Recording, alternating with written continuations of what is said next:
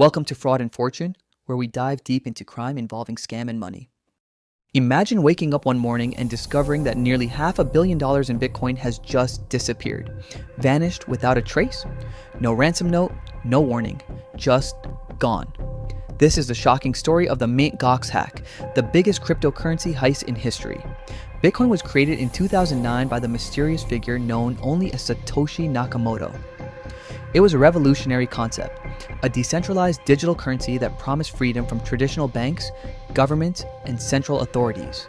Instead of relying on trusted third parties, Bitcoin operated on blockchain technology, a public ledger that records every transaction securely and transparently. This innovation promised a future where money could move freely across the globe, without intermediaries or excessive fees. At first, Bitcoin was mostly a niche interest. Tech geeks, cryptography enthusiasts, and libertarians embraced it as a radical alternative to traditional finance. The early years were experimental, filled with trial and error, skepticism, and wild speculation. Bitcoin's price was negligible, and it wasn't widely accepted as a currency. But interest started to grow. More people wanted to buy, sell, and trade Bitcoin. This demand created the need for cryptocurrency exchanges, platforms where Bitcoin could be converted to and from traditional currencies like the US dollar or Japanese yen. One of the first and eventually largest of these was Mt. Gox. Mt. Gox was founded in 2010 by Jed McCaleb, originally as a platform to trade cards from the popular game Magic: The Gathering, hence the name Magic: The Gathering Online Exchange. But seeing the rising potential of Bitcoin, McCaleb pivoted the platform entirely to Bitcoin trading. Soon, Mt. Gox became the dominant Bitcoin exchange in the world, handling over 70% of all Bitcoin transactions at its peak. The exchange was based in Tokyo and became the go-to destination for anyone wanting to invest in Bitcoin. Its rise coincided with the first major surge in Bitcoin's price. From being worth mere cents, Bitcoin's price soared to over $1,000 by the end of 2013. The excitement was palpable. Early investors were turning small amounts into fortunes, and mainstream media began paying attention.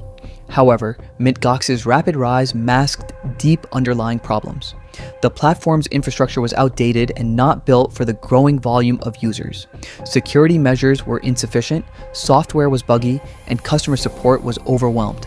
Users reported long delays withdrawing funds, missing Bitcoins, and frozen accounts. Yet, management often dismissed complaints or reassured users that problems were temporary. The biggest vulnerability, however, was a little-known technical flaw in Bitcoin's own design, called transaction malleability. To understand why this mattered, it helps to know how Bitcoin transactions work. Every Bitcoin transaction has a unique identifier called a transaction ID or TXID. This ID confirms a transaction's authenticity and helps track it through the blockchain. But due to how Bitcoin's protocol was designed, this TXID could be changed or malleated slightly without altering the actual transaction details. Think of it like changing the packaging or label on a package without changing what's inside. Hackers exploited this flaw to trick Mt. Gox's systems. They modified transaction IDs in withdrawal requests, causing Mt. Gox's platform to believe the transactions hadn't been completed. This confusion made the exchange send Bitcoins multiple times for the same withdrawal request, effectively letting hackers drain coins repeatedly without immediate detection. This wasn't a sudden, flashy hack. It was a slow, stealthy operation spanning months or even years. Over time, hackers siphoned off approximately 850,000 Bitcoins, worth nearly $500 million at the time. The missing Bitcoins amounted to roughly 7% of all Bitcoins in circulation back then. Mt. Gox's internal systems failed to raise alarms. Withdrawals were often delayed or flagged as glitches, and many customers grew frustrated and anxious. But the company's leadership reassured everyone that funds were safe. On February 7, 2014, the truth could no longer be hidden. Mt. Gox halted all Bitcoin withdrawals and panic spread through the crypto community. A few days later, the company filed for bankruptcy protection and admitted it had lost 850,000 Bitcoins.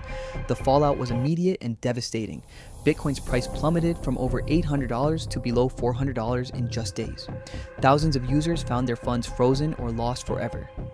Many had invested their life savings, and the emotional and financial toll was immense. Mark Karpeles, who had taken over as Mt. Gox CEO in 2011 after McCaleb sold his stake, became the focal point of public outrage and legal scrutiny.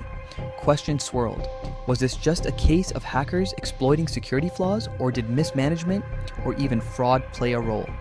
Karpelès maintained he was unaware of the theft but admitted the company's security was lacking and the bookkeeping chaotic.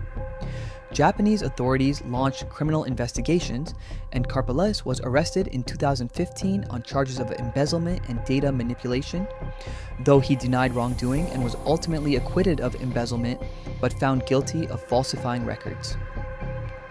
The mystery of the missing bitcoins deepened.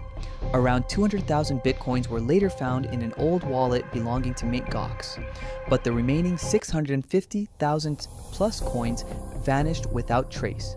Theories abound. Were they lost due to technical mistakes, stolen and hidden in secret wallets, laundered through complex networks on the dark web? The Mt. Gox saga revealed the fragile state of early cryptocurrency infrastructure. It exposed the industry's urgent need for stronger security, transparency, and regulation. Around the world, governments took notice and began crafting new rules for cryptocurrency exchanges. Today's exchanges employ advanced security protocols like cold storage wallets, keeping most coins offline in secure locations, multi-signature requirements for transactions, and rigorous identity verification to prevent fraud and theft. Meanwhile, the scale and sophistication of crypto-related cybercrime has grown enormously. Ransomware attacks demanding Bitcoin payments, phishing scams targeting wallets, and exchange hacks continue to make headlines.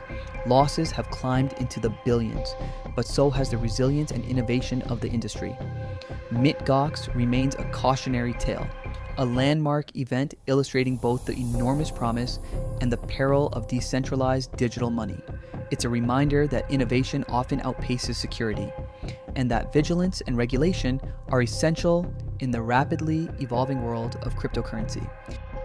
Today's exchanges are far more vigilant with security measures, cold wallets, and user protections, all influenced by the St. Gox catastrophe.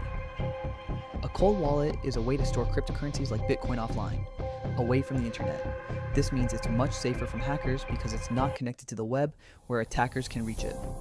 Think of it like keeping your cash in a safe at home instead of carrying it around in your wallet. Most serious investors use cold wallets to protect large amounts of cryptocurrency from theft. Cold wallets can be hardware devices, like a USB stick designed specifically for crypto, or even paper wallets, where your private keys are printed and stored physically. In contrast, hot wallets are connected to the internet, like exchanges or mobile apps, and are more vulnerable to hacking. If you found this story wild, hit that like button and subscribe for more real-life crime and money stories. Thanks for watching.